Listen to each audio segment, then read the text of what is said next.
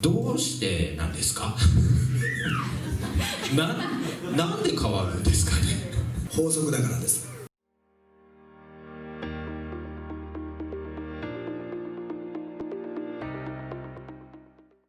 須田さんから見て今の日本人っていうところが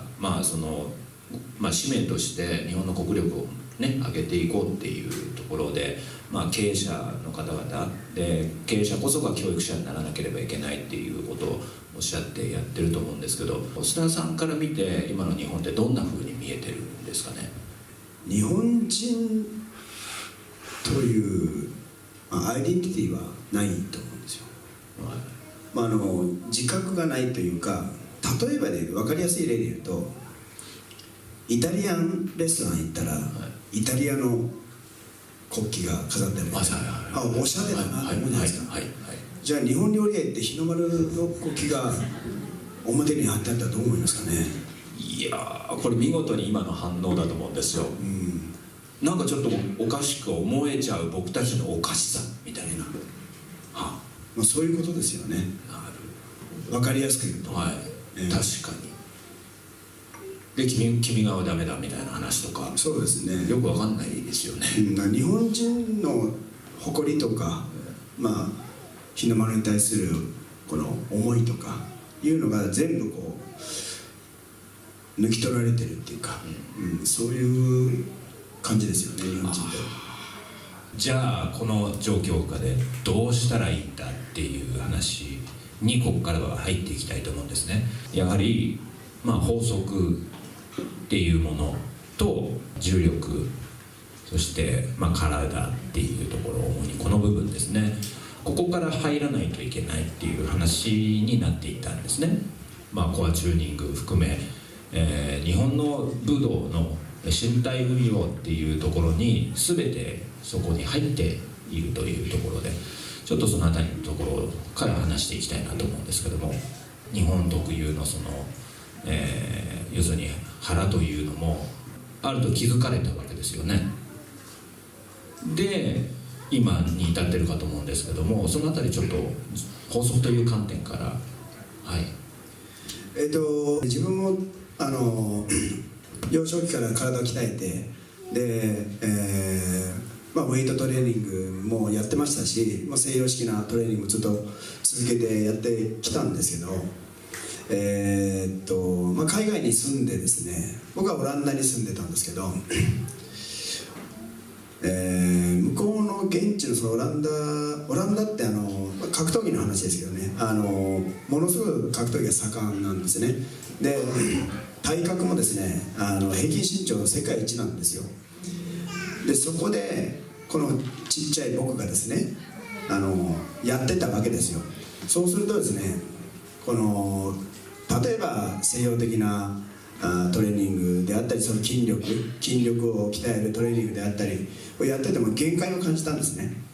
この体格差はいかんともしがたいぞと。でその時に、向こうで体壊して日本に帰ってきたんですけど、その経験があったので、日本にこれを覆すような、例えば重力5を制すっていう言葉があったりとか、そういう世界を探求したいなっていうことで、日本の武道だったり呼吸法だったり、丹田というものだったりの研究に、26から入ったんですね。そこから変わっていったんですよ。覚悟を持てって言われてもすぐに持てないじゃないですか。でも覚悟っていう言葉の変わる言葉として、例えば腹くくれとか腹を据えろとかいう言葉があるじゃないですか。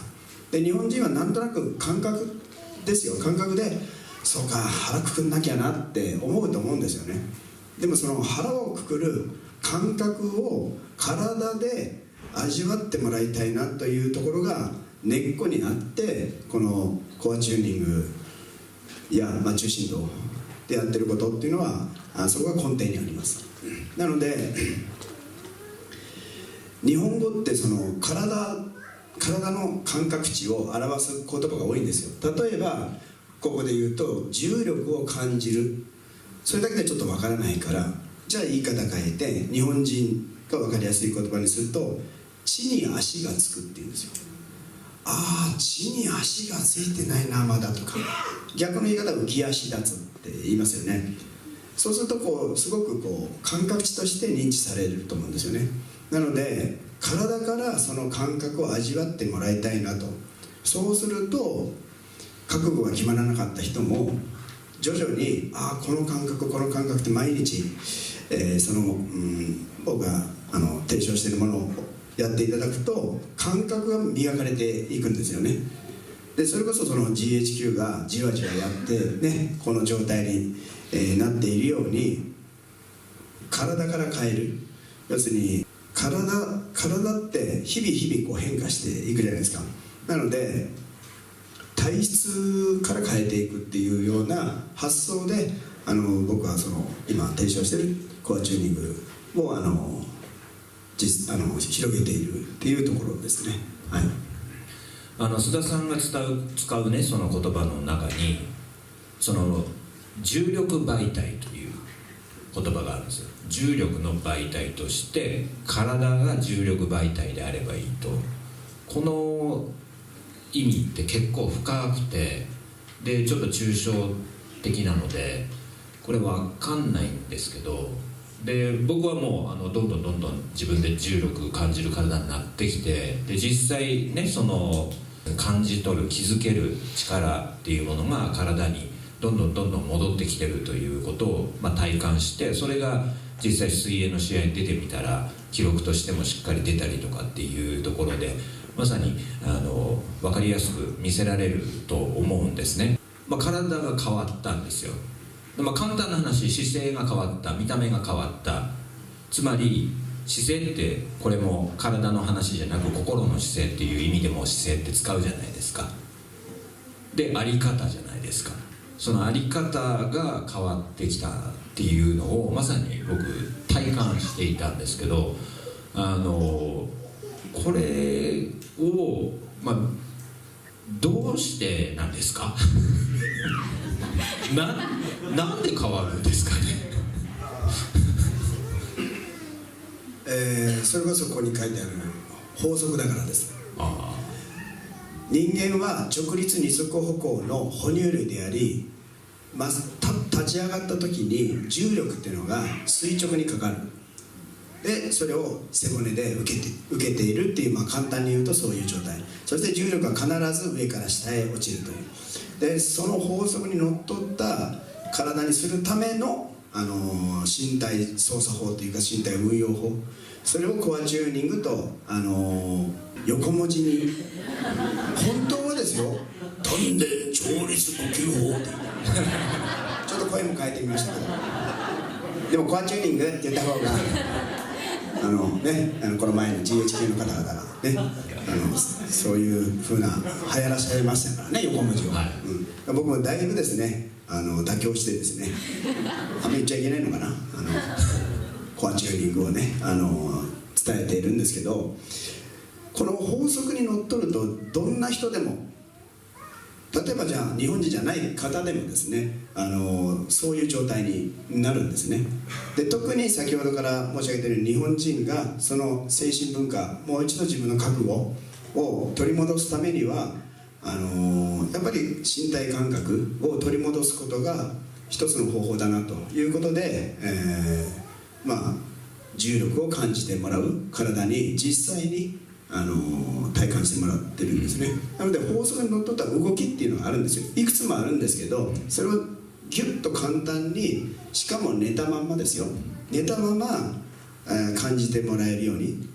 10分ぐらいでね、10分ぐらいで、立ち上がった時に、うわ重力ってこんな感じなんだと、地に足がつくってこの感覚なんだと、自然体ってこの状態なんだっていうことを味わってもらってるっていうところですね。でそれを続けていくと、先ほど言った体質改善になっていくので、そういう体になるっていう、でこれは面白いんですけど、体が変わると人生が変わってしまうっていうのが分かったんですよね。で結局よくよく僕も分析的にね考えるから、でスポーツもやってたし、確かに重力という一定法則下の下で僕たちは生きてますよねと。でそこに人間の骨格、要するにパーツですよね、筋肉パーツですよね、パーツ全員一緒なんですよね。環境が同じで、僕たちの体の構造的に全く同じ、多少そのバランスの違いはあるけどもですよね。ってなった時に、そうかと、一定方向で同じ骨格を持ってるんだから、角度とかなんだとかっていうのは当然法則にのっとった形になるはずなのに、長年の生活の中で歪みというものが生じてくる。その歪みは要するに筋肉の緊張の不均衡状態ですよねって考えるわけですよ。俺確かに腰痛いぞと。で僕ヘルニア持ち、腰痛持ちで、18歳からずっとやばくて、時々えらいことになるんですね。でアメリカでも寝たきりの生活に、1週間くらい極度のストレスになるとそうなってたんですけど、でそれが結局どこから来るのかということを考えた時に、腰の緊張、腰回りの緊張が取れない、ずっと緊張したまんまでいるっていうのは単に悪い姿勢だからということじゃなくて、そもそもその前の段階で悪い姿勢をずっと継続してしまうようなその心の萎縮状態ですよね。これがそのまま体に出てただけだっていうことがすごい分かってきて、でこれもう一度取るにはどうしたらいいんだろうっていうことを考えてたんですよ。気づいてどうしたらいいのかなって言って、でいろいろ武道のこととかだんだんアンテナ張ってるから入ってくるようになって、でやった方がいいなっていうことを気がついてやり始めて、で1年後くらいに実は出会ってるんですよ。でその一定の法則に従って、要するにいわゆるメソッドとしてなんて言うんだろう、すごく取り組みやすく作ってくれているので、やって継続して3年経ったらもう明らかに結果が変わってきてるということがあったんですよね。これだから法則に従うっていうことがどれだけ重要なのかみたいなところだと思うんですよね。だから人間じゃないじゃないですか、法則って。人間が作ったものじゃないじゃないですか。地球とか宇宙の原理の話ですよね。でこの辺りがその鍵になってくるのかなっていうことをすごく感じてるんですけども、まずは自分の中にそれこそ先祖からいただいた DNA があるじゃないですか。それが一番のヒントですよね。だからそういう縄文時代から遡って先祖を遡って知るっていう、そこを自覚する、それが知った上で自覚するっていうことがまずはコアであって、でそこから自分が、人に左右されるんじゃなくて、自分で自分を自分にするって言ってるんですけど、自ら悟るで自覚ですよね。それをしていくということが一番の方法だというふうに思いますし、月辺に土って書いて腹って、読むじゃないですか。で月辺ってこの水無月って言って体を表す時には月辺をいろいろ書きますよね。いろんな体を胸っていう漢字も月辺にこう書きますよね。みたいに月辺に土っていうことはそれが自分の根っこだし土台だし、先ほど言った地に足をつけることだし、そういうことを表す言葉、特にその日本語っていうのは、先ほどから申し上げているように体の感覚を表す言葉が非常に多いので、そこら辺から体を使って自覚をしていくっていうプロセスを一つの方法として僕はお伝えしています。はい。